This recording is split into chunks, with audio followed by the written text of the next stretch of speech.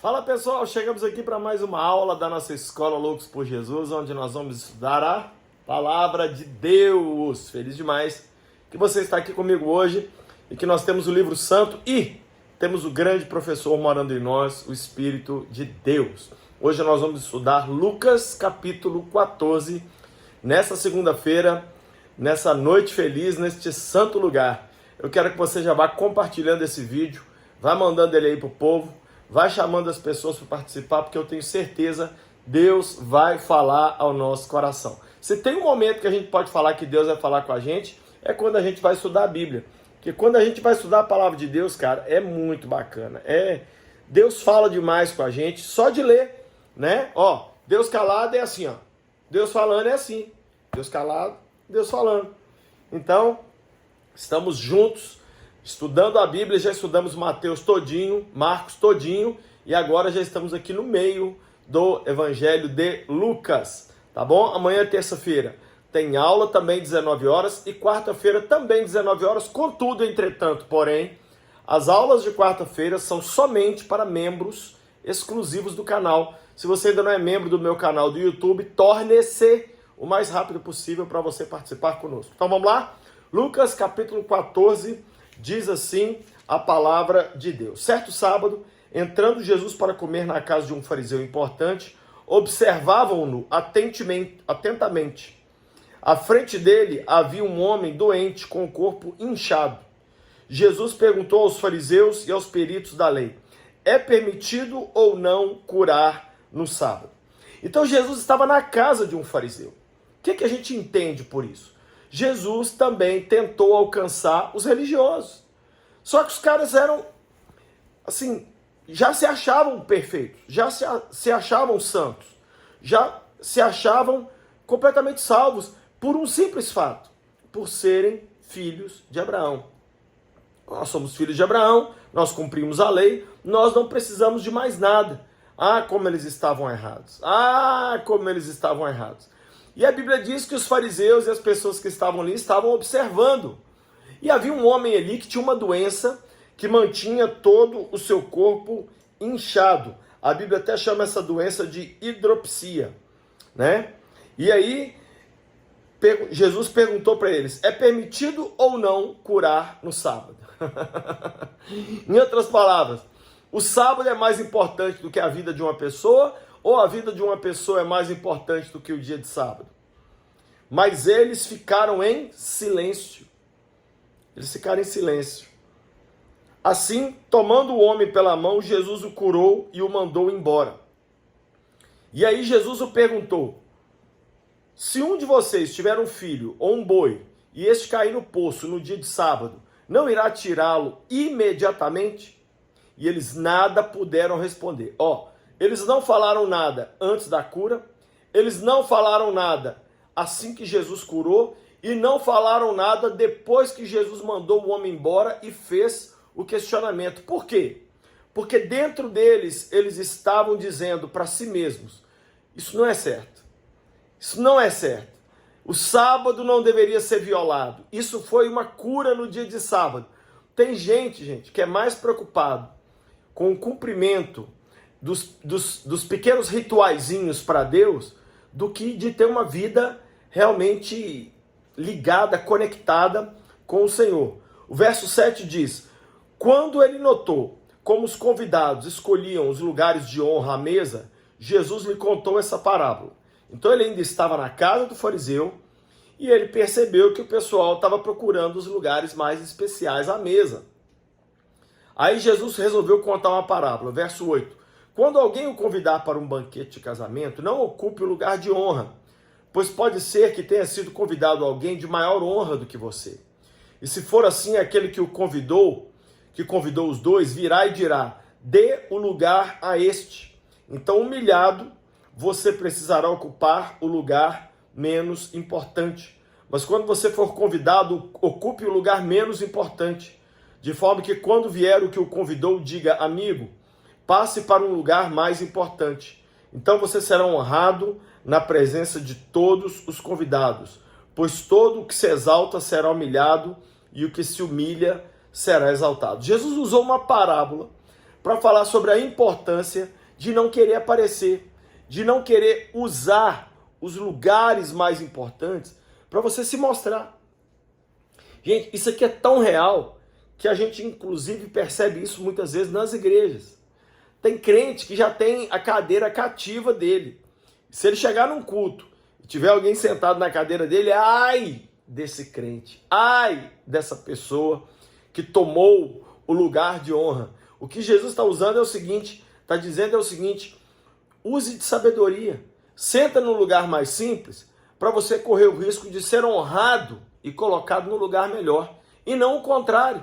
Não fique procurando aparecer. Fica na sua. Mais ou menos o que Jesus estava dizendo é isso. Fica na sua e deixa Deus te honrar. Deixa Deus te honrar. Deus fará isso com você, viu? Você que muitas vezes está aí e fica dizendo, ninguém me nota, ninguém sabe quem eu sou. Deus vai te honrar. Verso de número 12. Então Jesus disse ao que o tinha convidado. Jesus ainda está na casa e agora vem o terceiro episódio dentro da mesma casa. Então, primeiro, Jesus na casa desse fariseu, era uma festa. Jesus curou um homem que estava inchado e ele perguntou se podia curar no sábado ou não e ninguém respondeu. Segunda coisa que ele fez, ele ensinou os convidados da festa a procurar os lugares mais simples e não os lugares mais importantes da festa. E a terceira coisa que Jesus faz nessa festa é dar uma explicação, uma lição no dono da festa. Olha o que ele diz no verso 12. Então Jesus disse àquele que o tinha convidado: quando você der um banquete ou jantar, não convide seus amigos, irmãos ou parentes, nem seus vizinhos ricos. Se o fizer, eles poderão também, por sua vez, convidá-lo, e assim você será recompensado. Mas quando der um banquete, convide os pobres, os aleijados, os mancos e os cegos. Feliz será você, porque estes não têm como retribuir. Aí a sua recompensa virá na ressurreição dos justos. Jesus então está explicando para aquele homem, para aquele fariseu que deu a festa, que se ele der a festa para a gente que pode depois convidá-lo, ele já vai ser recompensado nessa terra mesmo. E que ele deveria chamar e abençoar pessoas que não tem como retribuí-lo, porque aí a retribuição será dada no céu, no dia do galardão, pelo Pai Celestial. Nós temos aqui em Belo Horizonte um trabalho de rua muito bacana, desde o início da pandemia, onde toda semana nós levamos comida para os moradores de rua, milhares e milhares nós já conseguimos ajudar e tiramos vários deles da rua, né? Demos moradia, demos emprego, e é tão bacana ver porque eles não podem te dar nada de troco, eles muitas vezes choram, te dão um abraço, né? Então Jesus está dizendo exatamente isso, que é para o anfitrião da festa fazer dessa maneira. Agora, continuando dentro da casa, olha o que diz aí o verso de número 15. Ao ouvir isso, um dos que estavam à mesa com Jesus disse-lhe: feliz será aquele que comer no banquete do reino de Deus. Jesus respondeu: certo homem estava preparando um grande banquete e convidou muitas pessoas. Na hora de começar, enviou seu servo para dizer aos que haviam sido convidados: venham, pois tudo já está pronto. Mas eles começaram um por um a apresentar desculpas. Jesus então, gente, está dentro da mesma festa, agora no quarto episódio, contando uma segunda parábola dentro da festa. Vou ler de novo o verso 18. Mas eles começaram um por um a apresentar desculpas. O primeiro disse: acabei de comprar uma propriedade, preciso ir vê-la. Por favor, me desculpe. O outro disse: acabei de comprar 5 juntas de boi, estou indo experimentá-las. Por favor, me desculpe. E ainda outro disse: acabo de me casar e por isso não posso ir. O servo voltou e relatou isso ao seu senhor.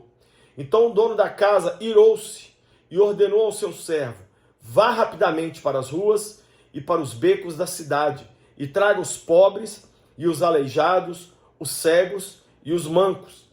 Disse o servo: o que o senhor ordenou foi feito e ainda há lugar. Então o Senhor disse ao servo: vá pelos caminhos e valados e obrigue-os a entrar para a minha casa, para que a minha casa fique cheia. Eu digo a vocês, nenhum daqueles que foram convidados provará do meu banquete. Jesus então encerra dentro da mesma festa, o quarto episódio. Jesus conta uma parábola onde ele fala sobre uma festa onde os amigos foram convidados, mas não foram. Na verdade, essa parábola aqui é uma alusão ao próprio povo de Israel. Jesus veio para o povo de Israel, Jesus veio convidar o povo de Israel a viver um novo relacionamento com Deus, mas eles deram desculpas. Não posso ir. Não tem como ir. Eu comprei uma junta de bois. Eu me casei. Eu isso, eu aquilo. Aí sabe o que o dono da festa fez na parábola? Chamou os pobres, os aleijados, os cegos. Sabe quem são os pobres, os aleijados e os cegos dessa parábola? Nós, os gentios. Nós, que não somos o povo de Israel. Nós, que não somos biologicamente descendentes de Abraão. Nós é que somos aqueles que acabamos entrando na festa do Messias, na festa do céu, porque o povo de Israel não quis entrar na festa. Essa parábola Jesus contou para o povo de Israel para dizer para eles, o que vocês estão recusando, que sou eu, as nações vão aceitar. As nações vão querer. E Jesus então encerra a participação dele dentro dessa casa do fariseu, contando essa parábola e dando um claro tapa de luva na cara de todo mundo que estava ali. Verso 25. Uma grande multidão ia acompanhando Jesus. Este, voltando-se para ela, disse: se alguém vem a mim e ama seu pai, sua mãe, sua mulher, seus filhos, seus irmãos e irmãs e até a sua própria vida mais do que a mim, não pode ser meu discípulo. Imagine Jesus andando e uma multidão muito grande de gente. Eu acho que ele pensou assim, a Bíblia não diz, mas eu acho que ele pensou, tem gente demais aqui. Tem gente que está me seguindo aqui que não sabe nem o que está fazendo aqui. E eu vou dar neles uma lição, eu vou dar para eles uma explicação sobre o que é ser meu discípulo. Jesus então parou, olhou para eles e falou assim, se alguém quer vir após mim. E aí começou a falar as pessoas mais amadas. E ama pai, mãe, filho, mulher, cachorro, papagaio, mais do que a mim, não pode ser meu discípulo.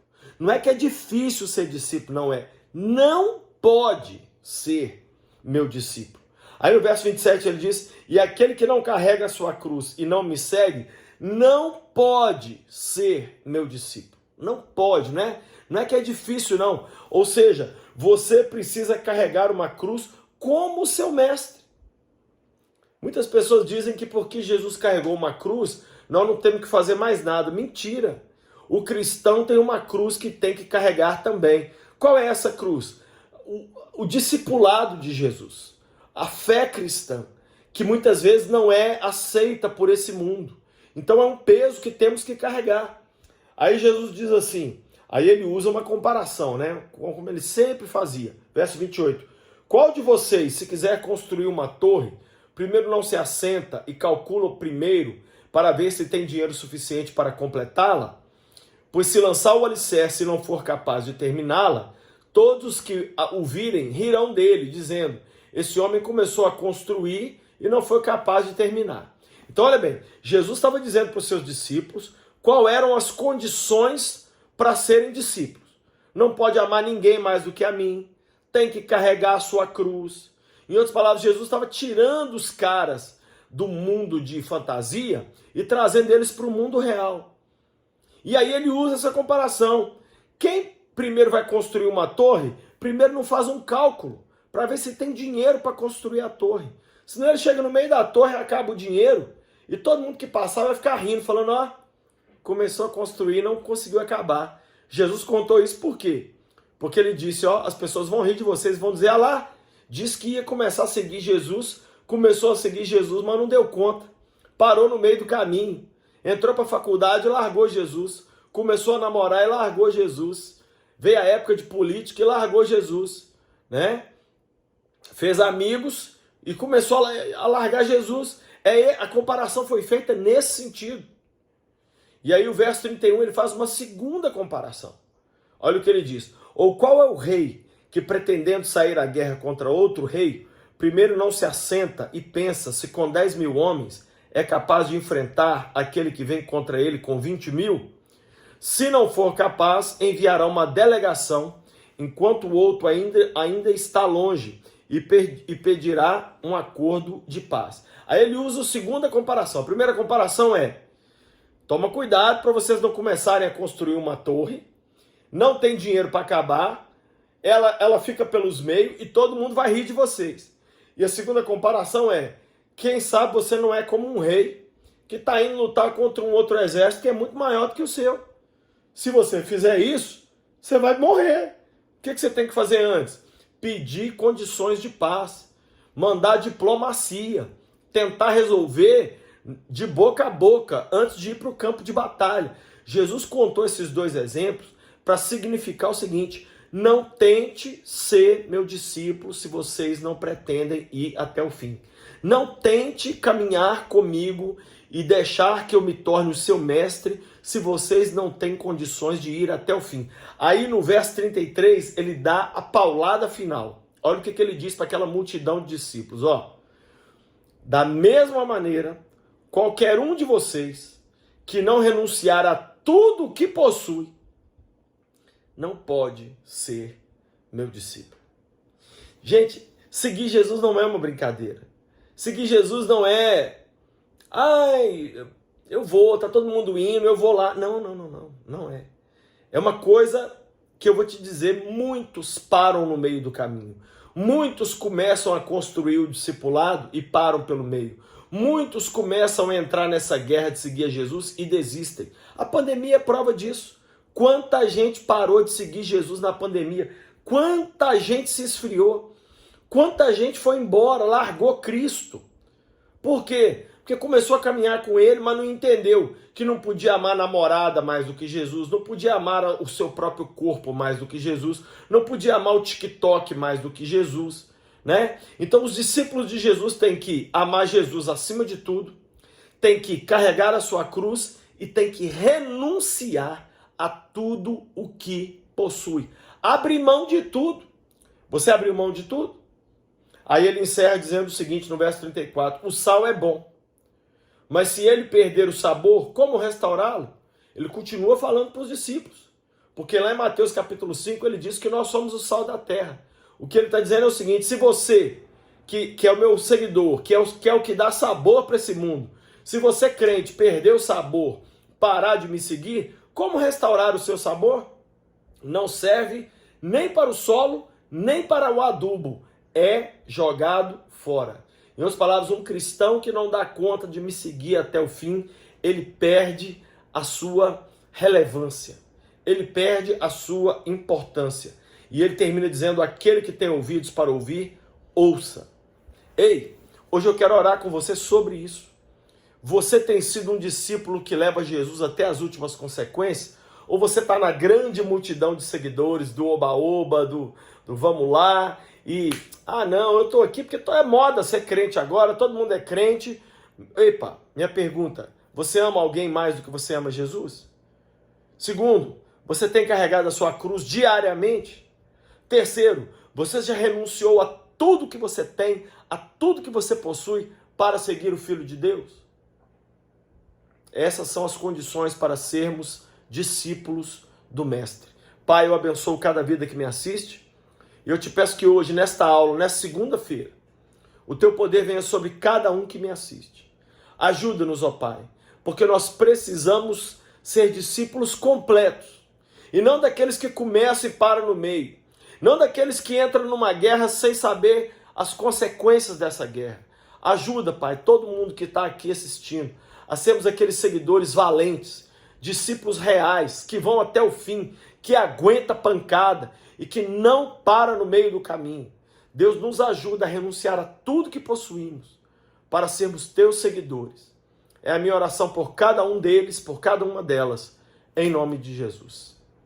Em nome de Jesus. Você gostou do vídeo de hoje? Gostou da aula de hoje? Gostou desse ensinamento de Lucas capítulo 14? Então, ele está aí aberto para você e eu queria que você comentasse aqui embaixo. Coloque aqui o que essa aula significou para a sua vida.